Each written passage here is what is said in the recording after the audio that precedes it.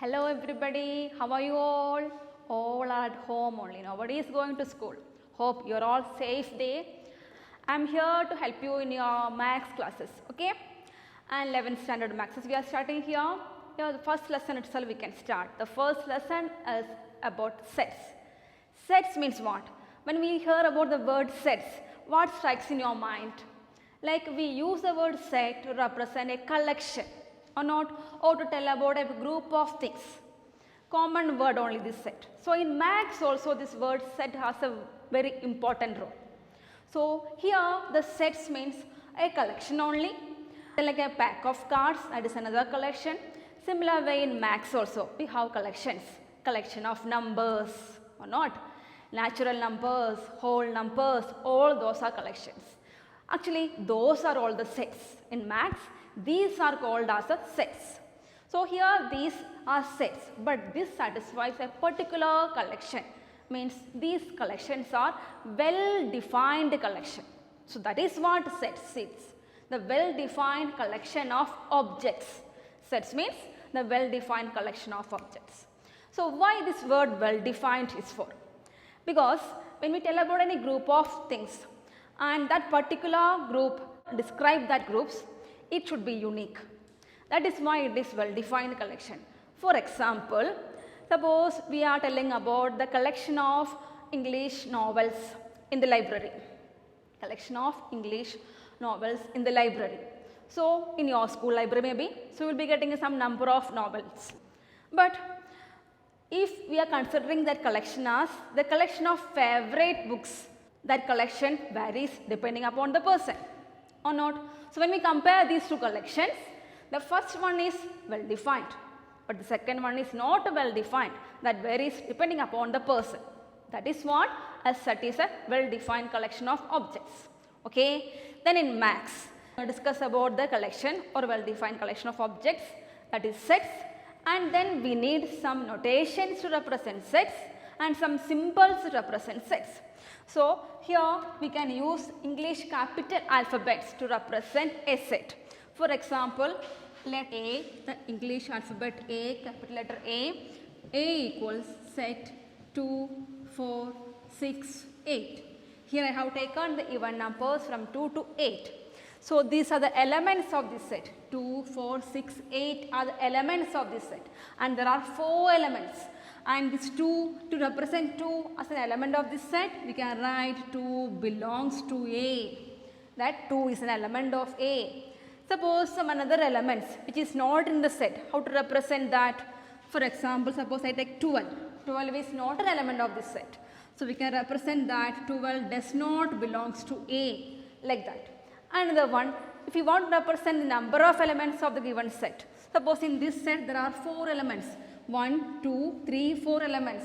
We can represent that as n of A equals 4. Number of elements of this A is 4. Suppose another example, if we want to represent the letters of the word success. Success.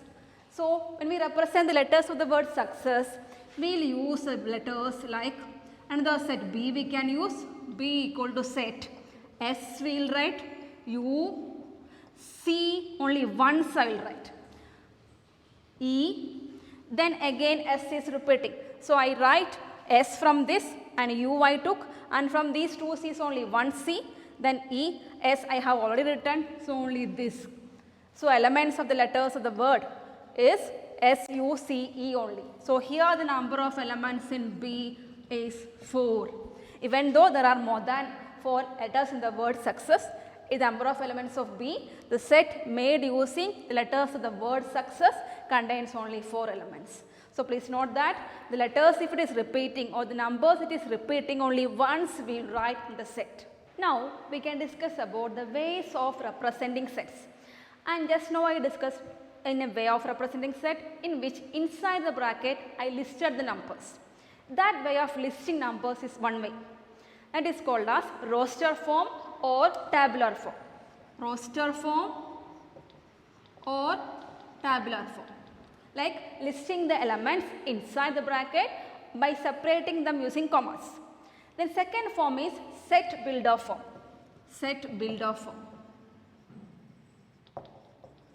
Set builder form means in this form we will represent the given collection of numbers using a single variable. For example, x can be used, and using x we will represent the common property satisfied by all the elements of that set. Then common property it will be satisfied.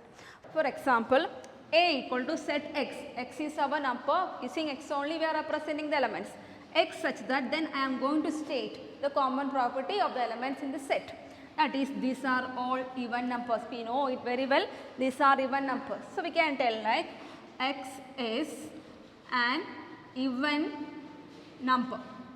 X is an even number. And here x is, here 2, 4, 6, 8 means all even numbers are not there in this. So we can take x is less than 10. So here x is an even number and x is less than 10. So this gives the set A. A is x such that x is an even number, also x is less than 10. So that gives all the even natural numbers 2, 4, 6, 8. That is the second form, set builder form. So these are the two ways of representing sets. And again next we can discuss about the types of set. There are different types of set. And first one is empty set.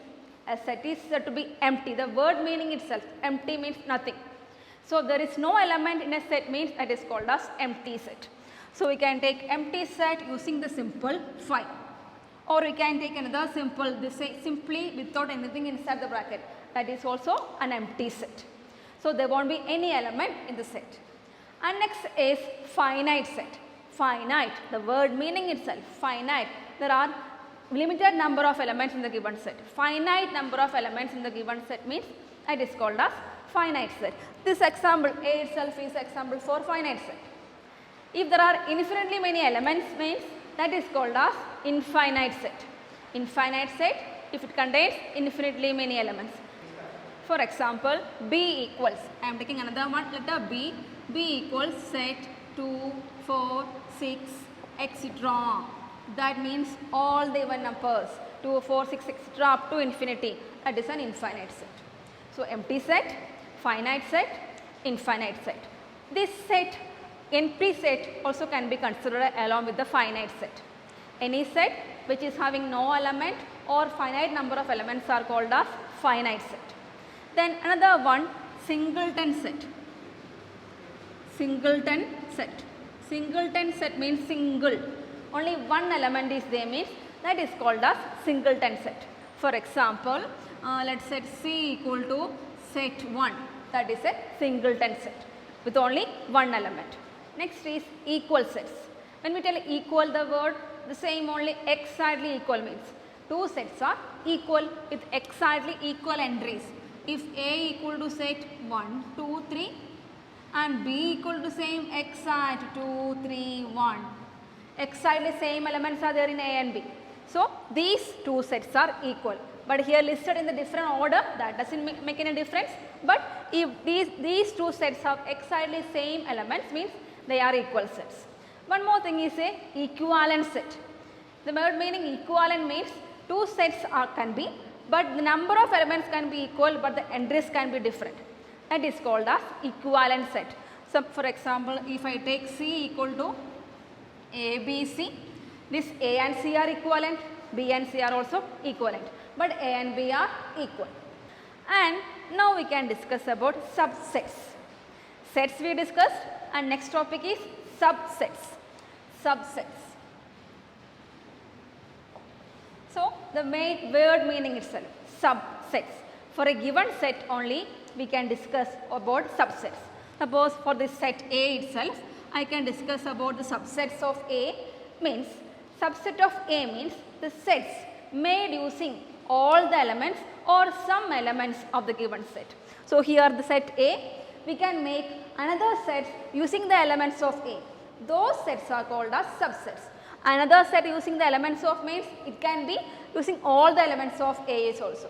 For example, for the subset of A, I can make another set, set 1 as subset of A. So set 1 is a subset of A. Another one, set 1, 2. Using 1 and 2, I made another set that is also a subset of A. Like that, we can make maximum possible sets using the elements of A. I am just trying to list out all. set 1, set 2, set 3 using single elements. Then set 1, 2, set 1, 3, set 2, 3 using 2, 2 each. Then set 1, 2, 3 also I can make using all the elements. So now I got 1, 2, 3, 4, 5, 6, 7. Along with this, we add the null set also as a subset of a given set. So now we got 8 subsets for the set A. So there are 8 subsets for the set A that can be connected with the number of elements of A. What is n of A here? N of A is 3. So this formula for the number of subsets is 2 raised to n, and here it is 2 raised to 3, 8 subsets. So for a set having 3 elements, we have 2 raised to 3 subsets, that is 8 subsets.